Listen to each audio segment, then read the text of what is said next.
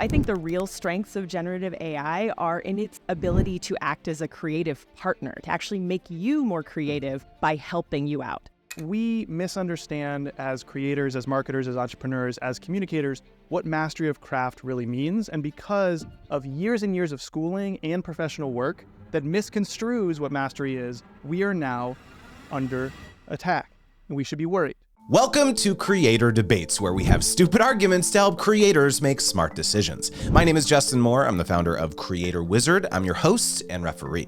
Today, we're talking about whether or not creators should use, and more importantly, trust AI. Artificial intelligence has been around for a long time, but until recently, there never really seemed to be any obvious use cases for people doing creative work. But then OpenAI released ChatGPT, and Google released Bard, and Twitter was awash with Thread Boys extolling the 99 surprising ways to make $10,000 a month using 5 clever AI prompts. Now, there's no denying that AI has experienced a massive technological jump, but what's less clear is what it'll all mean for creators in the long run. Should I use AI to turn my videos into blog posts? Should I coat every surface of my house with tinfoil? Or should I run with open arms into the sweet embrace of Tesla's humanoid robot? I'm honestly not sure, which is why I asked 2 experts here today to settle this debate once and for all. HAY-mer is the managing editor at Descript, the host of Taboo Science, and the OG co-host of Curiosity Daily. She's a science communicator, saxophonist, runner, mom, and cat person. Big question though, does Ashley have more cats than me? We'll see. Jay Acunzo, on the other hand, is the co-founder of Creator Kitchen and the host of the podcast Unthinkable. He helps experts become storytellers and is a believer in resonance over reach. Jay also stole my hairstyle, and for that, I'll never forgive him. So by the end of this episode, you'll know the pros and cons of leveraging AI as a creator. Is there a difference between using AI tools during your creative process versus using AI to create the entire thing? And honestly, the only thing I really care about, who is a better creator debater, Ashley or Jay? So let's get into opening arguments. Ashley, you're up first. Why do you believe AI is something that all creators should embrace? You have 2 minutes. All right. Well, I believe that it's not necessarily the debate about whether it's something that all creators should embrace, but it's more about whether it's something that we should actually shut ourselves off from as a creative tool, really, because that's kind of where the debate is. I mean, when you talk about generative AI, we think about pressing a button and creating the next great American novel, right? That's kind of how people think about it. But if you read about anyone who's tried to make something with AI, it takes a million different steps of like human intervention to actually make something good or even make something complete. I don't know if you've heard the Planet Money episodes where they tried to make a full podcast using AI, or obviously AI Drake. That was another one that, this pop song came out that was made with AI. But, if you think about the ways that they had to do that, there were tons of different tools and tons of different creative decisions that had to go into that. So I think the real strengths of generative AI are in its ability to act as a creative partner, to actually make you more creative by helping you out. So like to start the process instead of making you stare at a blank page, to give you someone to bounce ideas off of, to round out your outline, or you can add vivid details to your plot, or to give visual designers a place to start designing, or maybe an idea for a color scheme, or even to give you more confidence in your own ideas, because let's face it, ChatGPT can be really stupid sometimes. And so when it gives you a bad idea, you can be like, actually, no, I liked the original one I had. Thanks. I'm just going to go away now. And it can also clear up the annoying low stakes tasks that you have to do to get to do the things that you want to do. So things like podcast show notes, that's one that I use it for a lot. Things like YouTube descriptions, social clips, even blog posts and newsletters. If that's your thing, if you're not really a writer, that's a good way to do that. And that gives you more time to consider your craft. All right, very compelling. Jay, it's your turn. Why should creators be terrified of our AI overlords? 2 minutes. Unlike my esteemed colleague, I am not going to ask the question the way I want it to be asked. I'm going to answer the actual question you asked me as a great host and moderator, Justin. And have I said today how great your hair looks? Not as great as mine, but it's getting there. Anyways, I think we misunderstand as creators, as marketers, as entrepreneurs, as communicators, what mastery of craft really means. And because of years and years of schooling and professional work that misconstrues what mastery is, we are now under attack, and we should be worried. Here's the thing. There's 3 parts to mastering your creative craft. I say the 3 Ps. It's process, it's practice, and it's posture. And most of us obsess over process. That's the workflow, the tools, the techniques that we should use to guide the work. And increasingly, and this was before AI became a whole big thing, the tool we purchase tends to guide us. And that tool might be an actual software tool, or it might be a tool that we purchase like a course from. Get it? Words are fun, aren't they, people? Anyways, what I'm doing right now is something that generative AI can't give you, which is to be who you are. And that is found through your posture. Your posture is how you see yourself and see the world. And the interconnectivity between the two becomes the practice. Showing up on a recurring basis, shipping the work on a deadline, not because you feel brilliant, but because you take a mean girls approach to your work. It's Wednesday, and so that's why we wear pink, simply because it's Wednesday. It's Friday, that's why we ship the newsletter, simply because it's Friday. There are 3 parts to mastering the craft, and AI is remarkably good at process, but it cannot replace your practice. It cannot replace your posture, this messy bag of humanity that you haul with you everywhere you go. And to start the work, you choose to reach into that. The one thing AI can't give us is the one thing that separates you. It's the one thing everybody wants from you. It's not some general topic. It's not a structure of a story. It's your perspective.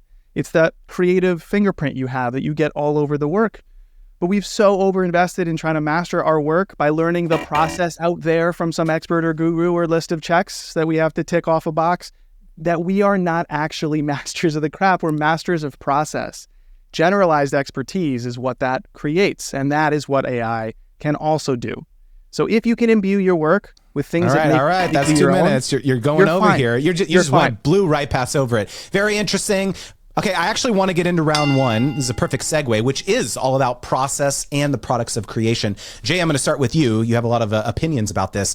Do you think there's any value to using AI as a supplement during the process of creation with something like ChatGPT, or do you actually feel like that's cheating? 2 minutes.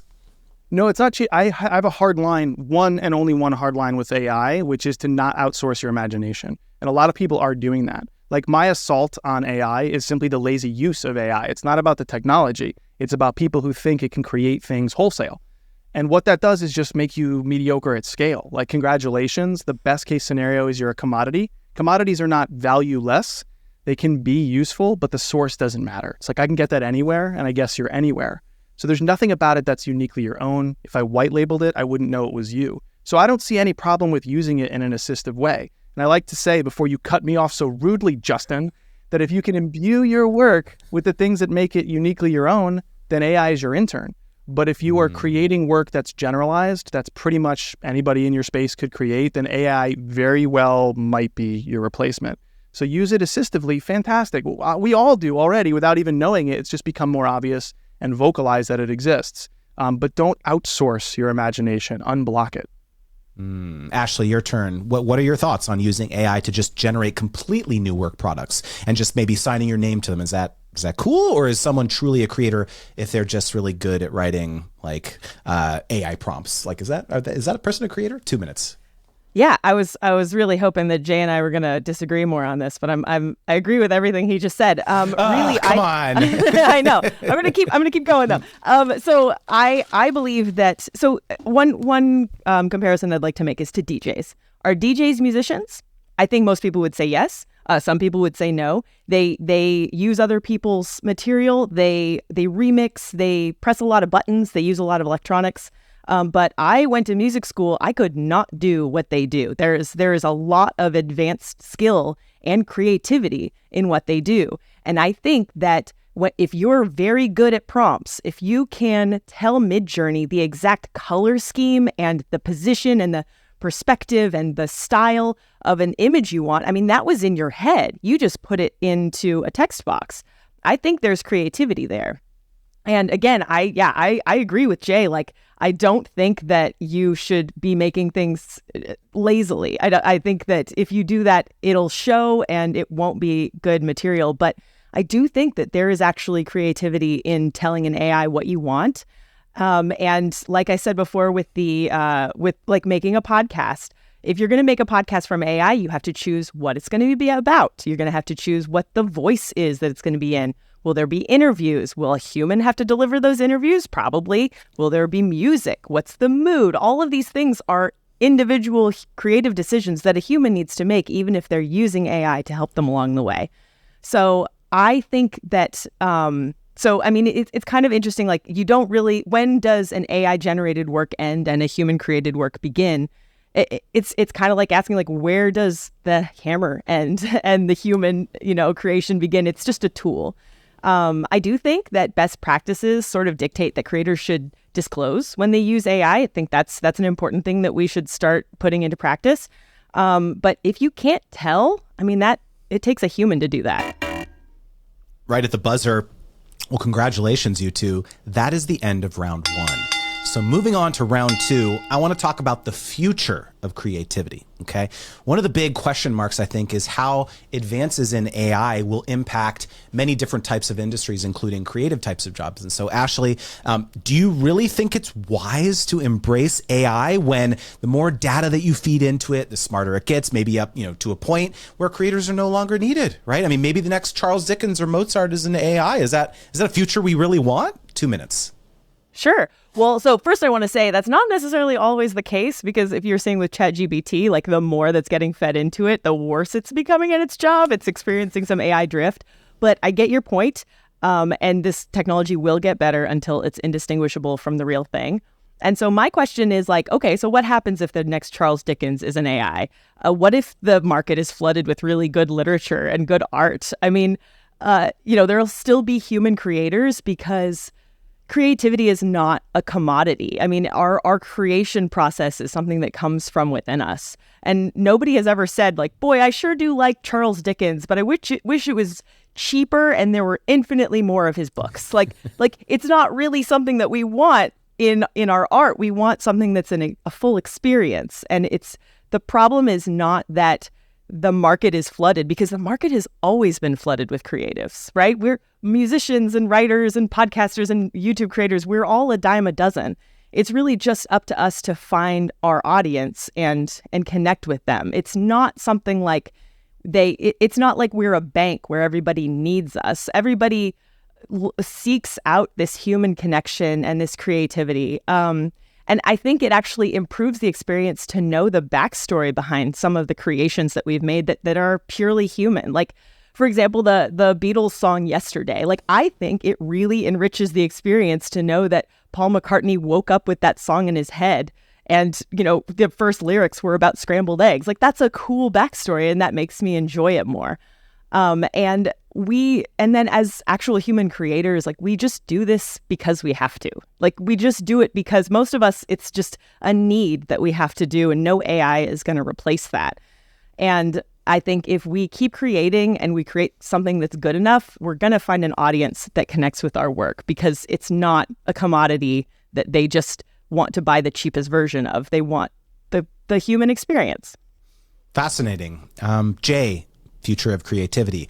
What if AI can actually remove all the blocks that can stand in the way of being more creative, right? All the annoying businessy type stuff where I have to figure out how to monetize my art or my work. Maybe that can be solved with AI tools. Won't that allow me to spend all my time with my head in the clouds and just reach peak creativity? 2 minutes. Well, last time I checked, I'm just going to check my notes here, Justin. The name of your show is, it's not Procter & Gamble sells soap debates. It's creator debates. What does a creator have on offer that some generic commodity shill does not? Connection. Like, the bright line being drawn is between people who think the job is about content, create 10x the volume at 10x the speed, and understanding that it's actually about connection, right? So what did your grandfather used to read you as a kid before you went to bed? What did you observe walking your dog that made you realize something about your work? And that's a powerful metaphor. What are these tiny stories, lived experiences, and personal perspectives? That is part of the work. That is the process and the practice combining. And it's fueled by your posture, the way you see the world. So yeah, all the stuff that feels like lo-fi activities is already being chewed into by technology. If it's rote, it's not worth our time. And it allows us to invest more in what we have to say to the world uniquely to connect with the audience. But the intention matters here. prompting AI with the intent to shill and spam is different than prompting the AI to try and get unblocked. Like, intention behind creative work shines through. So what we have to realize today is we're entering an era, we're in the era where the who behind the work matters more than ever before. And if you're not bringing all the elements of that person, all the elements of you, then you're actually not increasing the power of your work. And that's what this should be about, not increasing the volume of our work. Again, it's easy to be mediocre at scale. It's about increasing the power, increasing the resonance, deepening that connection to other people, not just creating more content. Well, Ashley, I'm sure you want to chime in on that, but first, a word from one of our sponsors. This episode is brought to you by ConvertKit and their Creator Network. If you're struggling to find time to grow your email list, I've got some super exciting news to share that'll level up your newsletter. ConvertKit just launched the Creator Network, so creators like us can partner with each other to grow our newsletter subscribers. Imagine recommending awesome creators to your new subscribers and in return, having them recommend you to their engaged audience. It's a game-changing win-win scenario. What makes the Creator Network so special? Well, it simplifies list growth for busy creators. In less than 10 minutes, you'll be able to join, find similar creator newsletters, and begin swapping recommendations. You'll be amazed by how your email subscribers grow on autopilot. I joined not too long ago, and I've gained almost 1,000 additional subscribers without doing anything. Pretty dope, right? So you can join the Creator Network today by clicking the link below or visiting creatornetwork.com. That's creatornetwork.com. So, Ashley, we're on the topic of the future of creativity. I mean, we're still in the very early days of generative AI and what the potential is. I mean, like, fast forward 5 years, 10 years, I feel like things are going to look a lot different. Do you anticipate that your perspective might change on this whole discussion then? I mean, right now it's still very nascent, but I'm curious your thoughts there. It could. I'm seeing a few worrying signs that I think should turn around, but if they don't, it's concerning. Things like copyright law. Like, so far the courts have decided that anything generated by AI is not copyrightable. And as more and more AI tools are incorporated into the tools that we use every day, like, how much of this stuff is actually going to be ours? But I do think that barring that, and again, like, I really do think that they're going to change their mind on this, but barring that, I think that AI is just going to become another tool in our toolbox. It's going to be something that we use just like spell check, which is also sometimes AI powered. And I think it's not going to be as scary, and it's going to be a lot more familiar, and we're just going to learn how to use it more, use it better, make higher quality things. And yeah, I just think it's, I hope that my opinion won't change in the future. Jay, you think it's only going to get worse from here? I think it gets worse unless we start to really understand what this work is for. I mean, whether you're in content marketing, where, I started out, or you are a creator, which a lot of your viewers are, your listeners are, like, the job of creating content is not to get in front of people. The reason everyone's so obsessed with ranking on search and going viral and jumping out and shouting louder, the reason advice is getting more aggressive, 99% of people do this wrong, steal my secrets. The reason advice is heading in that direction, first of all, it's exhausting. It's also aggressive, is because it's commodified. Generalized expertise does not separate you.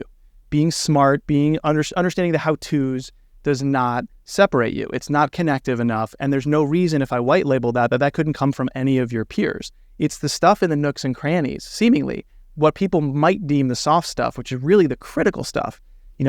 People point to tone of voice. Okay, that's one area. But I follow a wonderful marketer named Michelle Warner, who's a strategic consultant for people's marketing funnels, very saturated space. She shows up in my inbox and uses a story about a bat getting caught in her house and all the ridiculous things she did to try and remove it as an amazing, eye-opening, never forget this ever in my whole life analogy for, well, maybe you actually shouldn't start with strategy, she said. What? What are you talking about? You should start with sequencing.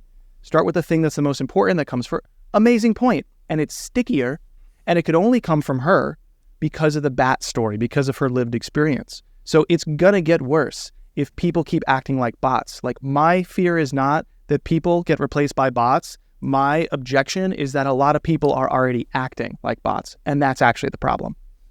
Man, that hits me near and dear to my heart because I went on a weekend getaway with my wife for our 12-year anniversary this weekend, and we were sitting in our hotel room, and this raccoon climbed up the branch and just plopped himself down and just proceeded to take like a 45-minute nap right there on the branch. And my email that I sent out today to my newsletter was about how we researched, like, what does it mean spiritually when you see a raccoon? Because we love that kind of thing, right? And it was like adaptability, reliability, and I tied that to like how our creator journey has been over the last 10 years and needing to be adaptable and stuff. And it was like, I had so much fun with that, but it's like, You're right. Like that is not a story that could be that ChatGPT would have created. Well, and I don't know if you're going to use this in the final cut, Justin, but that was the most you've been this whole time. Other people can be polished and handsome, not as polished and handsome as you are, by the way, but they can be the presenter and host you've been to this point. It's not until you just shared that story about the raccoon that I saw all of Justin on the camera, on mic. Like, that's what I'm talking about. It's not actually some giant thing we need. It's tiny stories that lead to big meaning. Do that over and over and over again. That's your practice. All of a sudden you develop this posture of a storyteller that I can't get that material anywhere else. Or if I could, it's not going to stick. It's not going to be as memorable because of the way you presented it to me. Can I jump in really quick though? Please. Sorry. But that's always been true. It's always been true. 100%. It's always going to be true. 1,000,000%. What makes a good creator, a good storyteller is always going to be the same thing. And I think right now with the big push of AI and everyone thinking it's this thing that'll solve all their problems, a lot of people are doing it in the wrong way. But I think there is a way to have it as that creative partner without taking away that humanity that you have in the stuff that you create. But Ashley, the things that have always been true about storytelling, about marketing, about connecting to others and creating content, the things that have always been true have now gotten urgent. So the things we always overlooked were like, okay, well, I can still kind of get by doing the other commodified stuff. Now it's urgent that you understand what this is about because you have technology able to do it for you if you keep doing it that way. What a fitting end to round 2. And you know what? It's now time to get into round 3, which is the Uno reverse, where you have to argue each other's positions. So Jay, pretend that an AI has infected your computer and is threatening to steal your identity and ruin your life unless you give a passionate appeal of why AI is awesome for creators. You get 1 chance, 2 minutes, go. If AI is infecting me and my computer, I guess I have to end this by saying, in conclusion, because it's bad high school writing. Here we go. What we are in the business of doing is not creating content, but creating connection. If AI is something you're able to use or someone is demanding you use it, it allows you to focus more on resonance and less on the stuff that just looks like production, right? The stuff that looks like anybody could do this, and including producers who have production processes and tactics and stuff that they love, finding ways to do it in a more unique way so people hire you for your talent, not just your time. So I think that what this allows us to do is embrace the problems that we actually have. Take writer's block. You don't have writer's block. Unless you were just whacked in the head really hard and you have a traumatic brain injury, you actually don't have writer's block. The reason I know that is you just wrote me a response to argue why you do. So you can write words. What's being blocked? Your brilliance, right? You have a momentum problem, not a brilliance problem. So solve the problem you have. If brilliance is being blocked, write anything. Okay, turning to a tool, turning to a friend, turning to the internet, turning to a community group, an external source is great for just getting you going with a messy lump of stuff, right? But then you are in the business of cleaning it up and figuring out what's gold and throwing it away entirely or finding one little thread to pull. Like, you are in the business of using your artistic and creative taste to pursue it and improve it, right? That's a wonderful future where you get to focus on the you stuff. But don't think for a second that you can skip the mess because of the tool, because the mess is where we find meaning. It's where we find our tone of voice. It's where we find a turn of phrase or a left-hand turn when we thought we were going to go right. The idea and the prompt is always going to be the starting block. It's never the final thing we need. So we need to be willing to wade into the messiness because that's where the good stuff happens and it's where we find ourselves. All right. Well, Ashley, imagine the year is 2052. AI machines have taken over the world, Terminator style. It's a hellscape. There's infighting amongst all the various creator faction.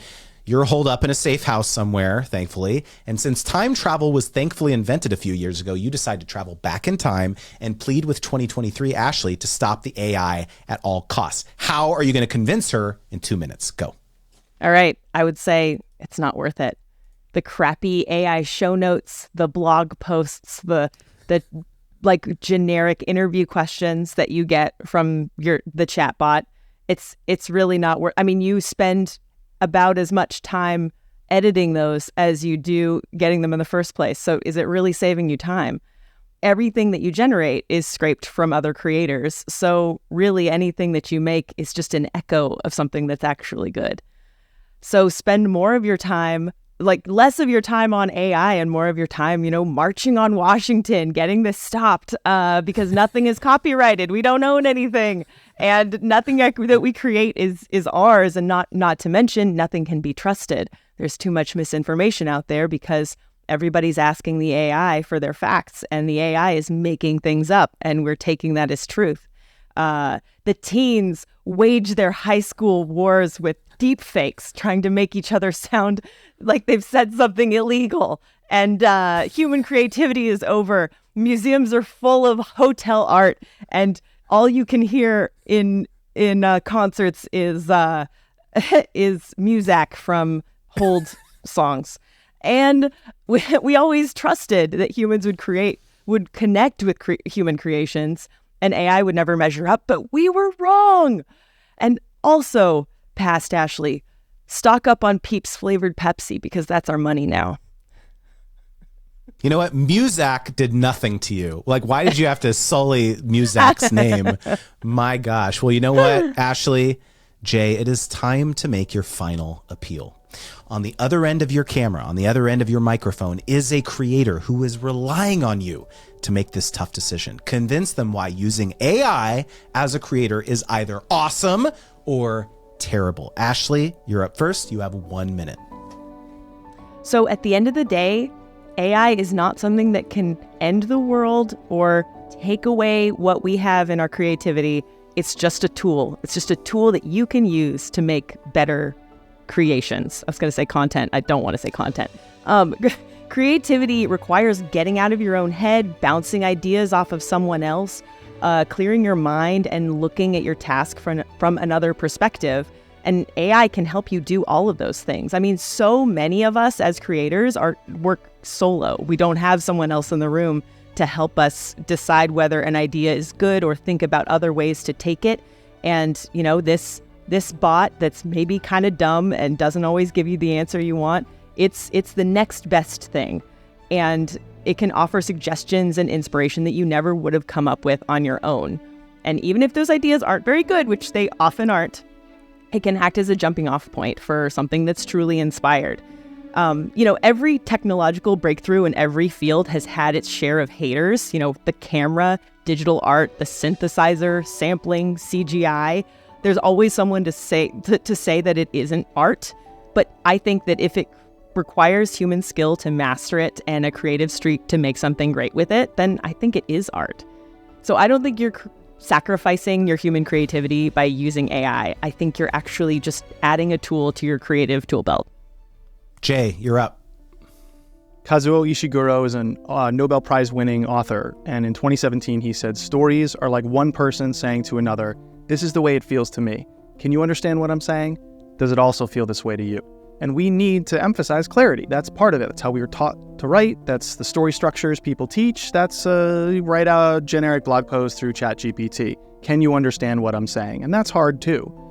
But does it also feel this way to you is where the connection starts to arise. In other words, no amount of reach can guarantee that what you're saying will resonate. If reach is how many see it, resonance is how much they care.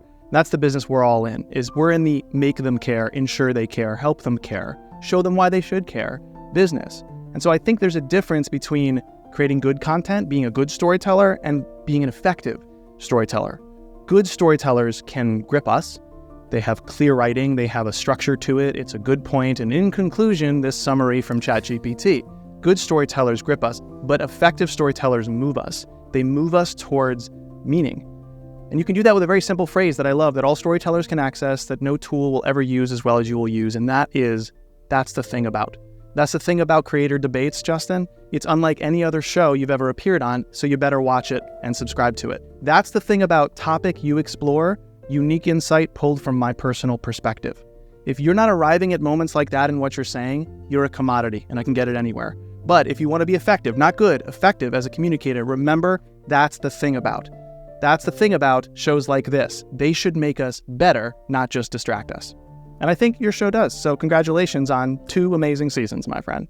Appreciate that very much, man. And again, thank you so much, Jay and Ashley. And now you, dear creator, watching and or listening, who won this creator debate? You can vote by clicking the link in the episode description or letting us know on social media by tagging @CreatorDebates. You can tag Jay and tag Ashley. And now, Jay, hit us with your call to action. Where can people learn more and follow you on social media? If you're feeling momentum, if you're feeling a spark right now, don't follow me, don't follow anyone else. Go make something that only you could make. But if you need a boost, if you want to learn how to resonate and become a more effective storyteller, jayakunzo.com for my show, my newsletter, my coaching, and the mastermind group I run called the Creator Kitchen.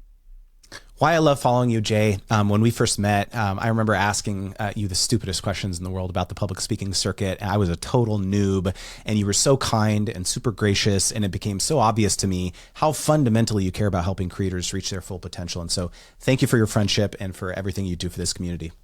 Thank you. Yeah. And Ashley, hit us with your CTA. Yeah, so if you want to use more fun AI tools, Descript is a great audio and video editor that's built on AI that you edit everything straight from the transcript. It's got a bunch of other fun AI bells and whistles. And Descript.com/blog, we have a bunch of AI for creators topics that will help you get better at using AI. And then also, if you're just interested in listening to a science podcast, Taboo Science examines taboos through a scientific lens, things like cannibalism, addiction. We just had one on menstruation. So that's fun. And it's just a narrative show that I do in my nights and weekends. It's, the thing that I do to get my creative juices flowing. So, yeah. Why I love following you, Ashley, adapting to new technology and new content formats as a creator is super scary. And were it not for people like you kind of beating the drum and helping people understand them rather than fear them, I think is a really important service. So thank you for everything you do. And now it's time for Creator Debates After Dark, where Ashley and Jay are going to stick around a little bit longer and share their stories and spicy hot takes on the creator economy. These After Dark episodes are available exclusively to students of my Brand Deal Wizard program and community. So if you'd like to support what we do here and level up your sponsorship strategy, check out the link below. And finally, if you enjoyed this podcast, there's one simple thing that you can do that is totally free and truly helps us out. Will you tell a friend about Creator Debates? Whether it's sending them a text message with a link to the episode or posting about it somewhere on the internet, the only way that we can reach more creators is with your help spreading the word. So thank you. All right, that's a wrap. Until next time.